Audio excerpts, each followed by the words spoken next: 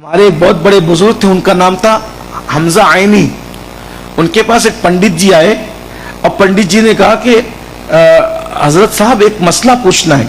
अल्लामा हमजा आइनी मारवी से कहा एक मसला पूछना है। बोले आपके यहाँ ये अकीदा है तकदीर का कि दाने दाने पे लिखा है खाने वाले का नाम, तो ये बताइए कि इस दाने पे किसका नाम लिखा है। वो बहुत बड़े वली थे, साहिब कश्फ थे। उन्होंने कहा पंडित जी ये जो चावल के दाने हैं ना, इन पर काशगंज में, मारेरा शिव के करीब एक छोटा सा गांव है, काशगंज में एक पीपल का दरख्त है, उस पर हंस का जोड़ा रहता है, ये उनके मुकद्दर में लिखा हुआ है। पंडित जी ने एक मुसलमान वली का मजाक उड़ाने के लिए एक हंसी ली और उसको पंडित जी ने एक मुसलमान वली का मजाक उड़ाने के लिए एक हंसी ली और उसको डाल लिया मुंह में। ये सच्चा वाकया है।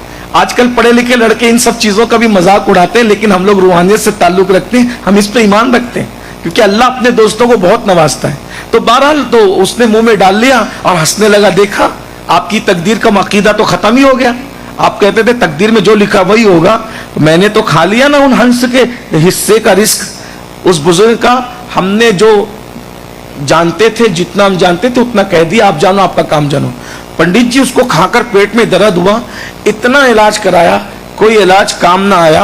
आखिरकार हकीमों ने कहा काशगंज में फला फला हकीम रहता है, उसके घर ले जाओगे तो दवा देगा तो अच्छा हो जाएगा। उसको बैलगाड़ी पे डाला पंडित जी को, और पंडित जी बैलगाड़ी पे डाल करके पेट में तकलीफ थी, तड़प रहे थे, ले जा रहे थे। काशगंज आया, उस वहां पर पंडित जी को उल्टी हुई, चावल के दाने निकले और उसके बाद हंस का जोड़ा नीचे आया और उन्होंने चुप करके वापस ऊपर चले गए। तब पंडित को पता चला कि किसी की तकदीर का दाना कोई नहीं खा सकता, ये इस्लाम का अकीदा है। वो वही कलेमा पढ़ के इस्लाम में दाखिल हो गए।